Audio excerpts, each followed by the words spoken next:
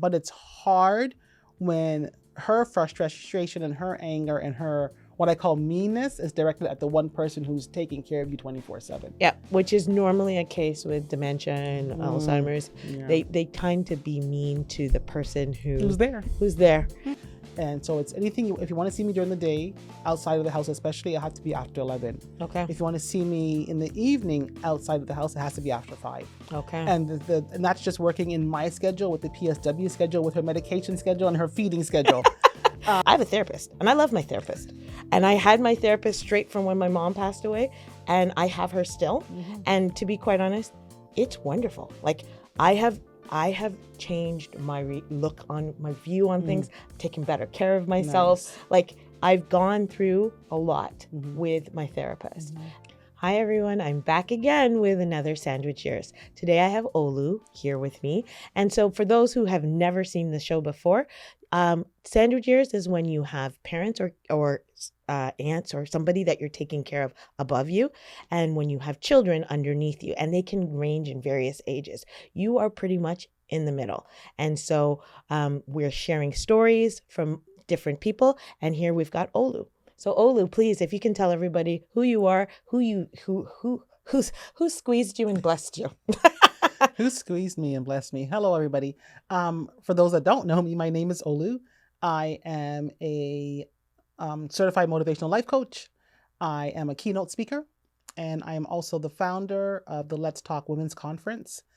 That all came about after spending decades as a corporate law clerk working in some of Toronto's top law firms. Until mental health took me out.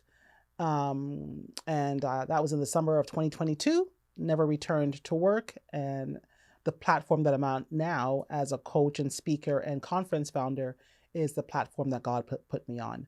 Why I was super excited to join Chantel with this topic is because I am the primary caregiver of my mom. Okay. And my daughter, who is 30, also lives with me. So I'm in the middle of that. I don't have to take care of my daughter, but financially, it's mom and mom and mom. And the reality is, when you're a mom, you don't stop being a mom because you're 30 or 40 or whatever. You're always a mom. Always a mom, especially when they live with you. Exactly. So that's how I fit into the Sandwich Years. Okay. And so is mom well? Is it like, how's her? So mom is not well. Okay. Mom has a lot of the illnesses that are tied to obesity, because we're all pretty big in my family, especially the women. Okay. So she's got the high blood pressure, she's got the diabetes or the high blood sugar level. She has the chronic pain. Yeah. A few years ago, she fell going to the bathroom and broke the bone in 2 places in her right foot and sprained the ankle. And that was the beginning of a massive downfall. Yep. Now she doesn't want to walk anymore because she was too afraid of falling. No matter how much I said to her, that's part of life. You fall, you get up, and you move on.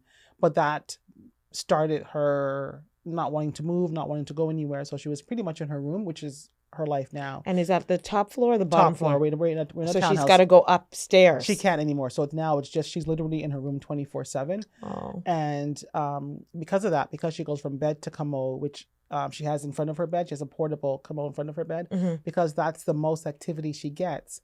She developed a toe ulcer. Okay. The same year that I was on mental leave.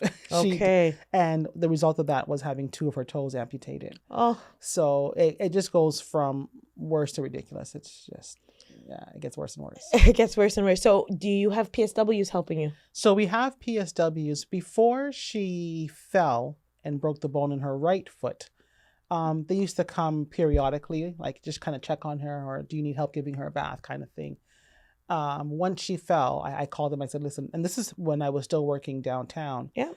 So living in Whitby, taking the GO train down to Toronto, leaving her home. So I had to get more care. So the result of that was we get a PSW once in the morning between 10:30 and 11:30 for an hour. Okay. And then a second one for about 30-40 minutes in the afternoon. And then one on Saturday and one on Sunday. Okay. But if you understand the dynamics of PSW and Sure. the government, there aren't always PSWs available. Yep.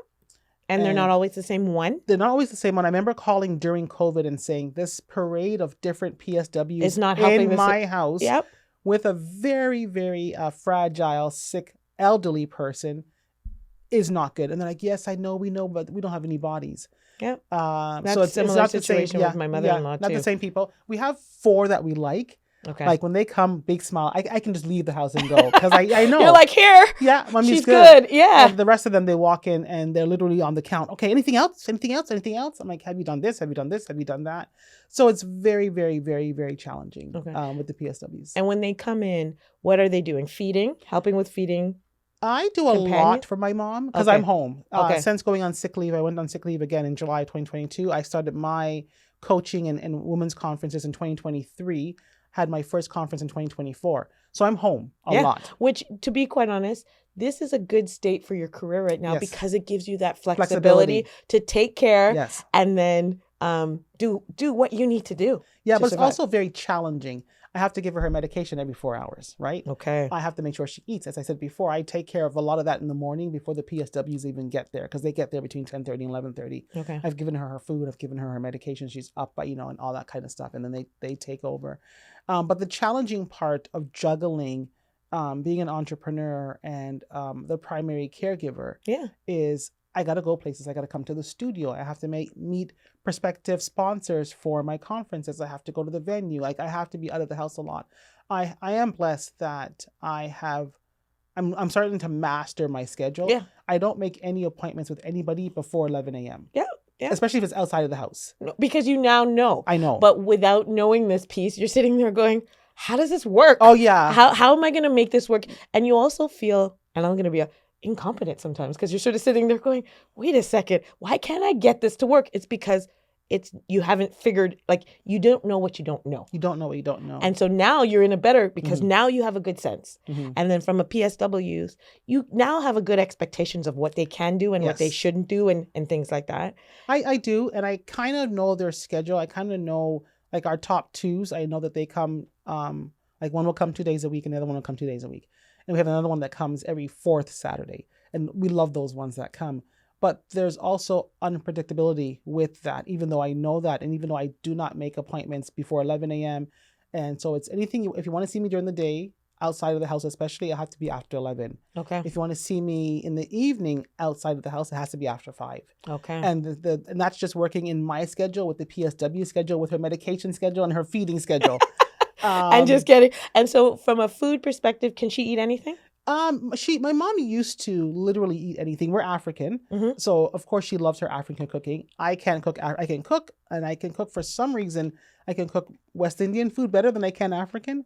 So I'll have to call my sister to come and cook when my mom wants food. So she used to be able to eat anything. If I cooked red pea soup, if I made pasta sauce, she would eat anything. And the older she gets, her appetite has changed drastically. And she's also on Ozempic that she takes once a week on Saturdays. And I think that has changed. Yes. It's supposed to depress their hunger, right? 100%, right? So if we cook something that she doesn't like, she just won't eat it. Yeah. And if she likes it, then she'll eat it until she'll get sick of it. And then I try to find a happy balance. If I give her avocado, which is helpful for her bowel movements. Sorry, guys, for all the information. No, this is stuff we need to know. Like, and this is stuff you know. This is stuff I know. So, but if if it's too much, if it makes her go too often, then she won't eat that either because she's too afraid to. So there's a lot that you have to manipulate. Yeah. There's a lot, and I was just telling my sister yesterday, I'm more mentally tired than I am physically tired. Okay. Yes, and so. Now we're talking about tiredness. What are you doing to help with this tiredness? Like, are you taking breaks? What are you doing for you? Yeah. So the whole basis of my Let's Talk Women's Conference was born from my struggles with mental health and learning through speaking to psychiatrists and therapists when I was going through what I was going through, that me taking care of other people started when I was 8 years old. And just one of those things where I learned that I borrow people's emotions. And I'm the happiest when the people around me that I love are happy. So I was like, yeah, I'll do that. No, I'll take care of that. No, yeah, I can do that. And I did that at work with my bosses, at home with my sister and my mom and my daughter. And when it comes crashing down on you, it comes crashing down on you. And there's no warning signs. There's no build up to, oh, I don't just feel too well.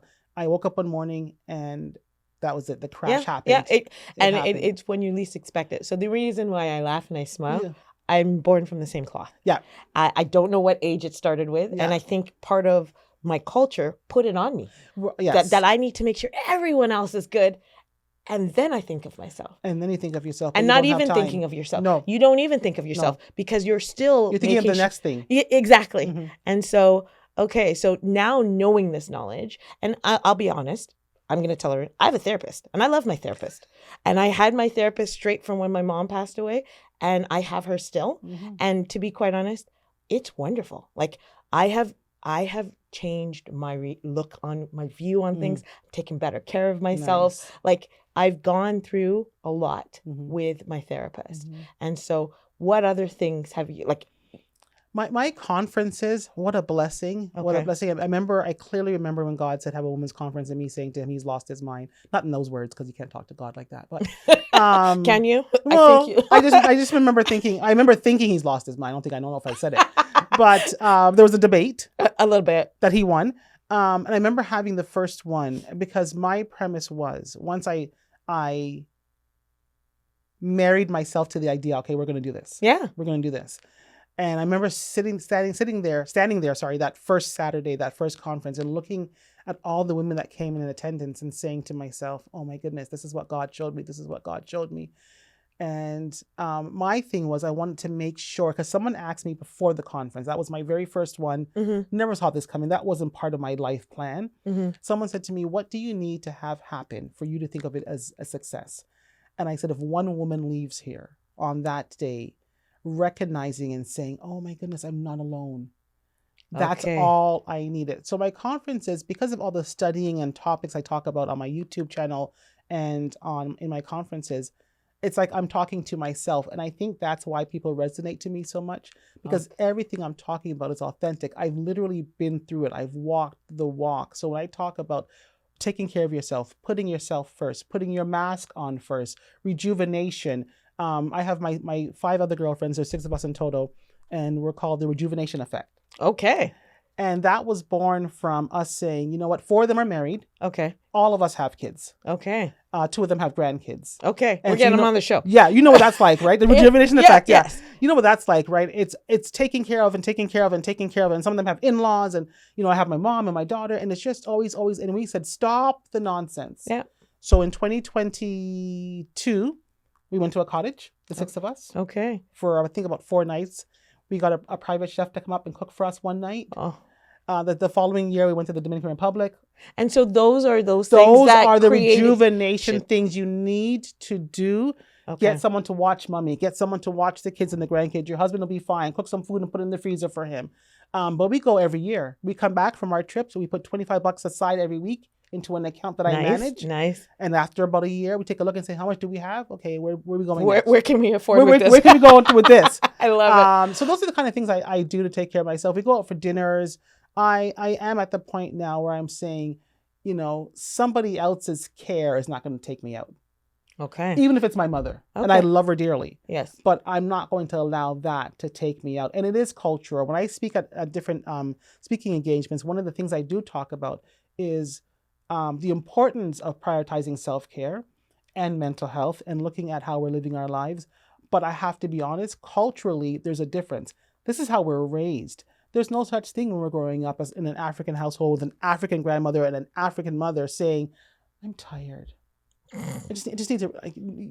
I won't get into all the things that they said because they're very colorful, but it just boils down to you're lazy, you're nasty, You're never going to find a husband if you don't cook and clean. And so that's drummed into our head. And if that's not bad enough, we grow up and raise our daughters the same way. Yeah. It's halfway through raising my daughter when I went, oh, no. I got to stop the madness. Exactly. Yeah. So I'm grateful that God gave me that platform that I can not only help other women, but in the process, teach myself. Oh, we love it. I love it. I'm so grateful for what you're doing. So on behalf of other women who have come to your conference, and I have not come yet, and I'm coming. When's the next one? April 25th, 2026. Okay. And so creating things for other people. And like even this for me is a platform that's giving back that I want to help people. And that's actually helping me. I was going to say, I was going to ask you, isn't that helping you? 100%. Yeah. Like hearing these stories, hoping these stories are going to help the people that are listening and the care for yourself and not being scared to ask for help. So do you ask for help, and who do you ask for help? That's one of the last things I learned. Okay. That was hard to ask for help. I would be the first to shoot my hand up when someone needs help. Tired, busy, but I'll say, yeah, I'll do that. Yeah, I'll do that. So that was one of the last things and the most difficult thing for me. Still not really good at it. I really think I can just do it. You can just do it. Even going through what I've been going through and what I've been through, I still think I can just do it.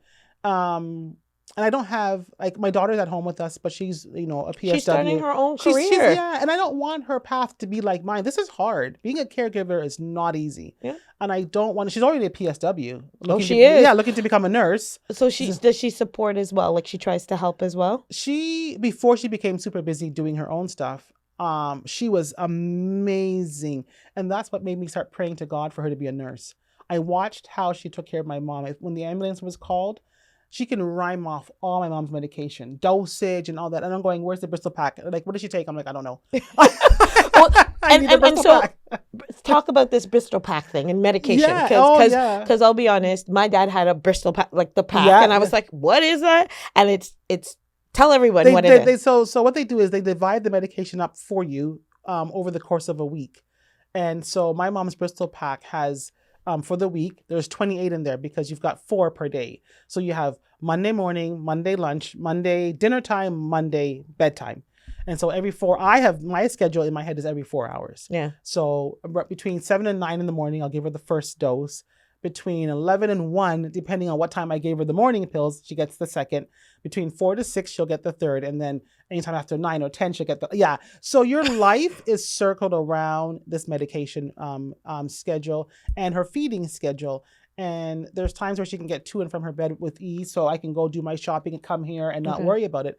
And then there's times that she can't. So then I'll make sure she does all her business before I leave the house, make sure she's back in bed and everything. And I said, okay, here's your phone. I'm going to be gone for 2 hours or 3 hours or 4 hours. Like, I'll be back just now. Unfortunately, it does hamper how long I can be away from home. Yeah. Right? And how far you can go. How far I can go. All of those sorts of things. And thank God for my friends who understand that. So friends are good support, especially if they understand. Yes. If they're in it, they get it. And you don't even have to give them an explanation. Can't come tonight. Got it. Yeah. Someone else will get the tickets or whatever. That kind of, and the spur of the moment kind of, hey, need it. Want to go for coffee? And they're like, yeah, let's go. Yeah. Like having those, I call them good to go friends. Yes. I got some good to go friends. Love you guys. Yeah. But you got to have those good to go friends who just understand that you're going to break plans sometimes. And sometimes you're just going to need plans. Yeah. What about modifications to the house? So did you have to do anything? So a lot of the times some people will, because their families are mobile, they actually stay on the ground floor so that they can actually get in and out. And then you have to make changes to bathrooms. What did you have to do? I haven't done anything to the house because we live in a townhouse. Okay. I think it's approximately 1,200 square feet. Okay. So to put a bed downstairs would take away the entire living room. Yeah. Right? And dining room, which is kind of connected. Yeah. So she's just in her room. Okay. What about the bathroom? Did you have to? Yeah, we definitely. So what did you got to do to the bathroom? You had to put a bar on the wall because that's what she uses to grip. A bench. Okay. Make sure there's you have the long snake shower head, not just the one that's stationary. And almost like the door too, because my mother-in-law had a similar, so you can get in and out of. So we don't have that bathtub. Okay. Only because I thought, when she finished her bath, she has to sit in there until the water drains out. Okay. Right. And so because of her lack of mobility, it's caused her legs to be very weak. Okay. As a doctor said, well, Olu, if you don't use them, you lose them. Right? So she doesn't have that mobility. So by the time she sits there in the tub, and she's already sat in the tub for Lord knows how long to bathe, and if I have to wait for the water to drain out to get her out, it's going to be challenging getting her back to her bed. Okay. So we give her a bath, and when we can, I give her sponge baths often. But that's the only modification that we've done to the house is to the bathroom and to her bed itself. We've got a bar on her bed that she can help herself in and out of the bed with. Okay. She's got a portable commode in front of her bed. And then she's got all of her stuff around her, all of her lotions and potions and her Vicks and her all of her stuff. And potions. Lotion and potions. Because she has to be moisturized. Right. Well, my mother doesn't look her age. I often said to her, we should have contacted Oil of Olay back in the day and gotten some kind of commercial deal. Great She skin. used all olive oil, the body washes, the cream, the moisturizers, and she just looks fabulous. I love it. Yeah, so that's we How's didn't do her anything. memory? Her short-term memory is really bad. So if you met her today and I said, "Oh, Mom, hi, this is my friend," and she's like, "Hi, how are you?" And you say, "I'm fine, nice to meet you," and she'll ask you a couple of questions because my mom is really talkative and nosy. Oh, So she's gonna want to know all your business, which is perfect. Yeah. Because but then she'll ask you the same thing 3 times in 5 minutes, which I understand as Yes, well. So my yeah. aunt also, she will on the phone. She'll Yeah. ask. She tends to also ask about Yeah. my parents. And so that's very tricky because you don't want to rejig the memory of sitting there going, they're gone. And so sometimes I'm like, they're fine. Really? They're Is that how you handle it? Because to be quite honest, wow. why does she need to relive it? Like Oh. that's and she doesn't need to relive it. So because I didn't know how to deal with it. Yeah. And she doesn't live here, so she lives in New York. Okay. And so when I do speak to her, she'll ask literally, "How's Mom? How's Dad?" And I'll be like, "They're good." And then we'll talk about something else. Yeah, because it doesn't, to me, and I asked my cousins, "Is this okay?" And they're like, "You know what, Shantz? It doesn't make sense to make her relive every conversation. She'll have to relive Well, it. even the emotion, Mhm. the emotion to know that they're not here anymore. And so why do that to her? So I don't. And even with my mother-in-law, I don't tell her that when my mother passed away, I didn't tell her. It wasn't something that she needed to know. And so, I mean, that's the kind of thing where it's like, although they'll repeat themselves, I think the key is just making sure they're happy. Yeah. And so. Yeah, she does. And it was frustrating at first. I would often say, I just told you. And so now I go to the Holy Spirit. I said, okay, I need patience. I need you to provide me with a double dose of patience because I need to stop. Because I hate when my daughter does it. My daughter will say to me, "Mom, I just told you." And I'm like, stop saying that. And so I'm saying to myself, oh, wait. That's exactly what you do to your mom. So I'm trying now when she says something, I'll just repeat the end. Yeah. You just tell them again because you recognize that they forgot. Yeah. And they're not asking vindictively. No. They just don't know because they don't remember. For us, we're so tired and we're so frustrated and we're so, overworked and we've got so much to do. I don't want to answer the same question 6 times. I just don't. Yeah. But that's just where we are. Yeah, no, so long-term memory, she's bringing up things from the past. No, she can tell you about what happened in Monrovia, Liberia back in the day, who was with who did what. If you get someone from Liberia to sit in front of my mom, they'll go through the whole story. You'll find out if you're related. Yes, back in the day, but don't ask her about this morning, even by the time she goes to the bathroom and comes back, and she'll say, "Did I take my medication?" "Yeah, Mom." And so it's just those kind of things. And I think the frustration that I have is just from the mental exhaustion, because the older they get, the sicker they get. She gets a little grumpy. And I said to her, I kind of don't blame you. If I was in the same room 24/7, I go a little, cray myself. So I get it. But it's hard when her frustration and her anger and her what I call meanness is directed at the one person who's taking care of you 24/7. Yeah, which is normally a case with dementia and Alzheimer's. Yeah. They tend to be mean to the person who's there. Mm-hmm. And so you're the receiving end of that. And so I guess half of the battle is knowing that you're the receiver, but it still hurts. It's incredibly painful. And so, okay, so helping, how do you help? How do you get through the hurt? So when it happens, I always come downstairs and I feel bad. I feel guilty, right? I'm like, Olu, you could have handled that better. You know what's going on, but you can't get past the hurt, right? You just can't. And so I'll put my favorite show on and I'll just find something to make me laugh or something that will draw my attention. I'm really busy with my own platform, right? Mm-hmm. So that helps a lot too. Being busy helps. But the one thing I always tell people, one of the advice I always give is we're going to have bad moments, sad moments, heavy days, upset days, and it's okay to cry. I remember my daughter broke up with her boyfriend. I hope she doesn't mind me talking about this. But I know, eh? Tell her. They were good friends for years. They met in high school when he first came from Jamaica. That was one of the first people he met. Mm-hmm. And they were good friends for a long time and then dated for a long time. And then they broke up and she broke up with him. And I remember about a week later, she's like, "But Mom, why am I still crying?" I said, "Because you're human. Yeah. You're not a light switch. You don't go on and off." I said, "But give yourself a limit. Set a timer. How long you can go through the emotions. 1 hour, 1 day, 1 week, 1 month, whatever your whatever time frame you believe you need. Cry all you want, baby girl, for that time frame that you set for yourself. If you gave yourself a week, roll up and down the carpet for all I care. Stomp your legs. When that timer goes off, pick Move yourself on. up, dust yourself off, move on. Yeah. Because every second after that, you're giving him more power. Yeah. He has more power over you, over your emotions, over your hurt, over your pain. It happened. Let's move on. So I have to use the same advice for myself when my mom upsets me. And I think too, you just nailed it in the head. While your child is older, you're still helping them fight emotionally how to deal with life, and so you're never not a mom. And so that advice you're teaching her, but you're learning to use for yourself. Yes. And you probably learned it from your mom. Yeah. Yeah. Well, I still have to go, like, she can say whatever she wants to say to me. I come downstairs, I vex. But at 6 o'clock, I got to go back upstairs and give her medication. Yeah. So I mean, I'm not going to sit down here. I'm like, okay, 6 o'clock comes, I'm not going. It's 7 o'clock, I'm not going. I can't do that. No. And I would never do that. So, it doesn't serve me any purpose to hold on to that anger. So it's just better to let it go. But it is difficult and challenging. I won't lie. Options, questions. A home. Would you consider putting her in a home or no? Like, or is that part of culture? Like, talk to us about, because that is another option. Yeah. There's only so much care you can give. What's that option look like? And it's hard option. It looks more realistic now. My mother has always been the kind of mother who said our whole lives, don't put me in a home. Yeah, don't put me in a home. Don't put me in a home. Definitely a cultural thing for whether you're Jamaican or West Indian or African. It's definitely a Black thing about not putting them in homes. Although I have noticed, because I had a job that took me into homes quite often, and I'm like, oh wow, okay, I'm seeing more and more Black people in here. I get it. I see.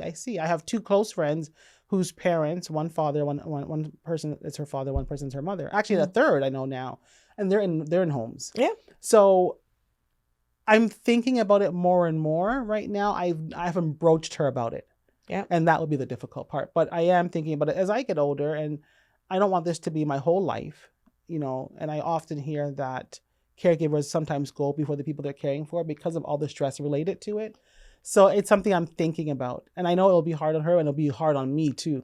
Yeah, so it is very hard. And I mean, as I said, my father was in a home. My mom was in the hospital for a long period of time, but she was also farther away from us. And so when they're trying to get her out of the hospital and move her, to me, I was like, we're going to move her to a home. My mom was a nurse. So she absolutely was like, I cannot go to a home. Wow. But me and my sister were sort of sitting there going, that is the best care. Yeah. And we actually... she knows now. We were trying to get her at the home where my dad was, and my dad and my mom were separated. Oh, okay. So, but it was only because that home was excellent. Okay. And so, and we knew the people, and they could get her in, and she would have her, but she never made it out of the hospital. Oh. For my dad, at least at the home, he was very cute because he would always say, these old people are always doing this, and he would refer to them as old. And I'm like, but not himself. 100%. These old people think they can dance. I'm like, you're one of the old people. But living at a home, I was always to justify it in my head, it's an adult residence. Yeah. You send your kids away for university, you're sending your parents, and that's where they can get their care. But at the end of the day, it is going to be a decision that you got to be okay with, mentally, financially, and note that the right home. Yeah. And there's lists, and there's a bunch of that stuff that you have to kind of deal with. So hopefully we'll get some resources to help us understand that piece. But having them at home, try your best. Yeah. And so any advice that you would tell anybody about any advice or even futuristic thoughts that you're having? I think the advice would be, and again, these are all things that I had to learn, and I had to learn the hard way through trial and error, is if you have to take care of yourself. That whole oxygen mask theory is real. There's a reason why they tell you on the plane if the oxygen mask deploys, put it on you first before others. I was running around, making sure everybody had their oxygen mask on, and I wasn't breathing. I was running out of air. Okay. You cannot help anybody if you are not well, if you're not breathing, if you don't take care of yourself. So for me, I'm learning more and more to take care of myself, to spend time with friends. And even by myself. I love spending time by myself sometimes. I love my rejuvenation girls. So it's really about taking care of yourself. And that's the only way you can be a good caregiver to the person that you're caring. And where I'm at right now is I really have to weigh, am I the best caregiver for my mom with all that's happening with me? Or should I really get someone to come in, sit down, have a family discussion, maybe a therapist or somebody, and explain to my mom it's time for her to go to a home? Yeah. So the hard choices have to be made. Hard choices, still some supports like PSWs on all that piece. The other piece of you taking care of yourself is you got to remember someone else is watching you. Yes. Meaning your daughter is watching you. Yes. And so at the end of the day, you're also teaching her, you got to put your oxygen mask on too. Yes. And so, fabulous. Thank you so much for this discussion. You're welcome. Thank you for telling us about this conference. So it's only for women. Are you sure you're not going to let some men come in too? I'm actually hoping to do one for men this year. I've spoken to a couple of men, and I'm hoping I can put one together in October. We'll see how the Lord plans that. Okay. And because I'll be honest, I'm all for women need support, but men need our support too. That's what I say. They're kind of quiet. Well, we're fixing us. Like, we're taking care of ourselves. We're prioritizing self-care. We're doing our spa days, our rejuvenation days, our trips with our girlfriends, our drinks with our girlfriends, and then we're sending them home to men, but who's working on them? Yeah. So I do want to do something where it's for men. I also want to do a couples one, whether you are married, dating, exes, because some exes get along. Yeah. Whether you're just good friends. Yeah. But I would love for couples to come too. So there's a lot of things in the mix. I also am going to have bite-sized, what I call mini conferences. Nice. For breakfast and dinner. You can just come, you can sit, and we can just chat. Which are perfect for us in the sandwich years because we don't have time. Well, yeah. Time. Yes. So thank you so much for welcome. coming on the show. I'm hoping we might have to have her on again because we got to find out how it's going. But thank you for tuning in to Sandwich Years, and thank you for coming again. Very welcome. My pleasure. Thank you for having me. Take care. Tune in next time.